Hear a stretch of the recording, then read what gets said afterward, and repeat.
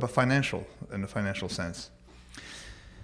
Say I have $100 capital, and I have a view of the future that I'm going to be able to earn 8% return from my great idea. I'm going to have some special diet things that people can eat before the health club and after the health club, some kind of crazy thing. I'm going to earn 8% return, okay, with a high degree of certainty attached to my forecast. I have two options.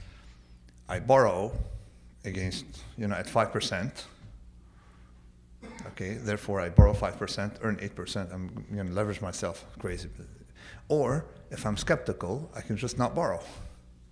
But I'm going to have a smaller project. So if I'm successful, I'm going to make a little bit of money, not a lot. What would, what would we do? When you borrow, it means that the borrowing maps one-to-one with confidence you have about the future, okay? But it's a lot more efficient to borrow. Anybody who went to business school learned about borrowing, okay?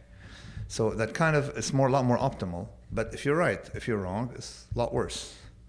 So of course, people are going to be encouraged to borrow. The same thing can be translated into the way you operate with your inventory and all that, okay?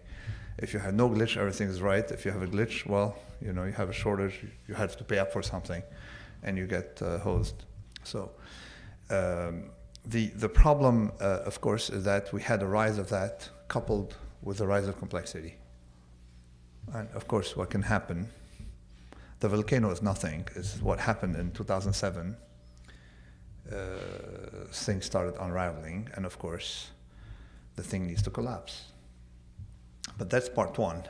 Part two of the story is that nobody in Washington seems to know. That's the problem. Nobody seems to understand the cause of the problem is the rise of complexity, degradation of predictability, hence you have to have a system a lot more robust.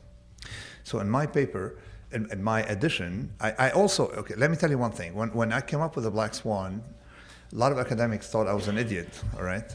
Because it was unrigorous and sold a lot of books. When you sell a lot of books, automatically it correlates to being an idiot. So then I started publishing things that I had been writing for 20 years in journals, referee journals, and they started to shut up, okay? They stopped addressing it. I started addressing things on limits of computational probability, things on stuff like that. But among the things I published is one thing on size, why size causes nonlinearities, okay? The same thing can be extended to specialization. Anybody who learns about specialization doesn't understand anything about risk, because specialization causes you to be a lot more fragile. You have this theory. I don't know how many of you went to economics school. How many of you studied that ugly thing? All right. So you studied about Ricardo, that it's more efficient comparative advantage for one country to produce cloth, the other wine, all right, which is great. But that model, if you perturbate, in other words, say they're going to have a fatwa against wine, all right? In America, will have a new president, and the president will have a fatwa against wine. What happens to your specialization, or at the optimality of the specialization, all right? So it makes you less robust to changes in environment. And Mother Nature is vastly smarter than economists, visibly, and than biologists, just like the economy is smarter than economists. So organically, things develop in a way to be robust. They face stressors, and they become robust.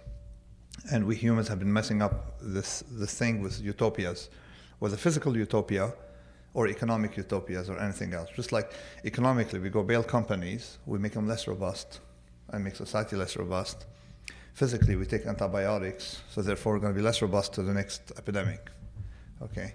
We're fragilizing ourselves. We have air conditioning all the time, so it fragilizes your system because you can experience thermal gyrations, for which we're made, and stuff like that. So my concern is how to increase robustness in society and what these models you study at school do to that robustness. And in fact, almost everything in economics makes you more fragile.